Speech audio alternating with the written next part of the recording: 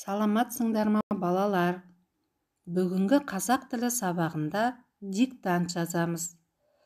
Диктанттың тақырыбы шахтада. Мен сіздерге қазір шахтада мәтінін оқып таныстырам. Мұқият тыңдап отырыңдар. Біз қалада тұрамыз. Әкем шахтада істейді. Шахтер болуды мен де ұнатамын. Шахтаны көргім келді. Оның қайда екенін білемін. Анау биік қара таудың қасында. Тау етегінде үлкен үй тұр. Шахтаға кірер есік сол жерде.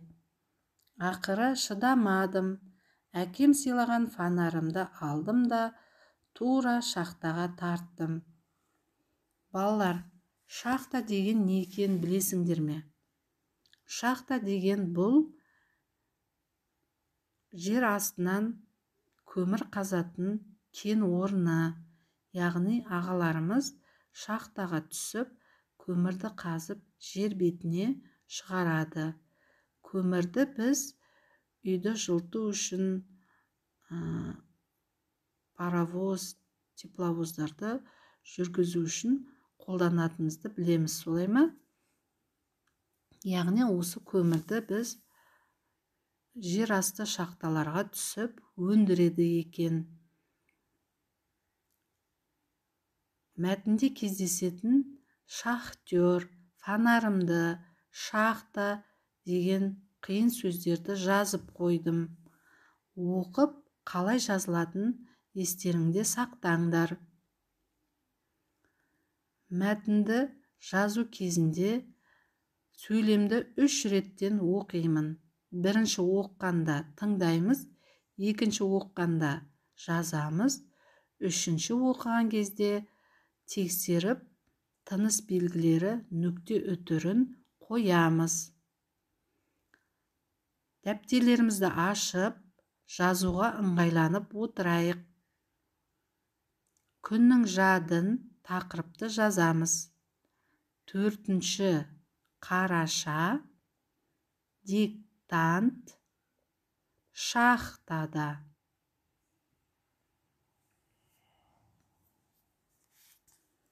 Біз қалада тұрамыз. Біз қалада тұрамыз.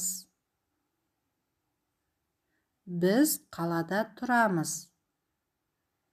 Әкем шахтада істейді. Әкем шахтада істейді. Шахтер болуды мен де ұнатамын.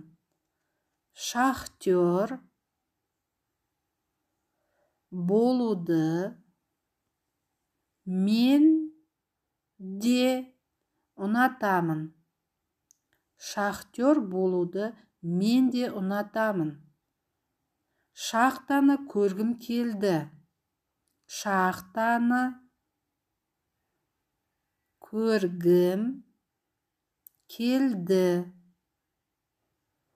Шахтаны көргім келді. Оның қайда екенін білемін. Оның қайда екенін білемін. Оның қайда екенін білемін. Анау биік қара таудың қасында. Анау биік қара таудың қасында. Анау биік қара таудың қасында. Тау етегінде үлкен үй тұр. Тау етегінде үлкен үй тұр.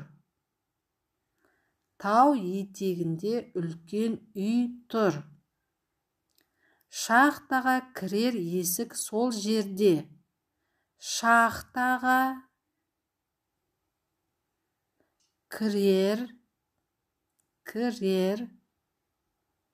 Есік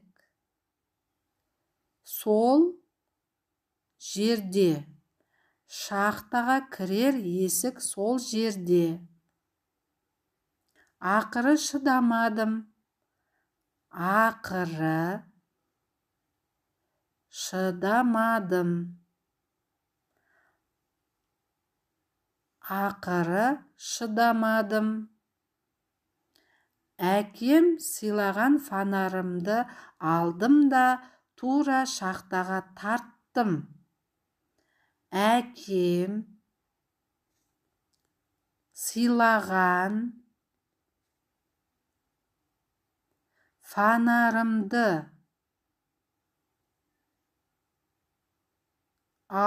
алдым да тура шахтаға тарттым. Әкем сыйлаған фонарымды алдым да тура шахтаға тарттым. Мәтінді оқып, тексеріп шығыңдар. Енді балалар, сендерге тапсырма беремін. Бірінші тапсырмада фонар сөзіне дыбыстық талдау жасап, сөзде қанша дыбыс, қанша әріп, қанша буын бар екенін жазасыңдар. Екінші тапсырмада алдыңғы екі сөйлемнен қимылды білдіретін сөздерді тауып жазыңдар. Жазған диктанттарыңды оқып, тексеріп қараңдар. Суретке түсіріп, Окей Эдусқа саламыз. Сау болыңдар балалар.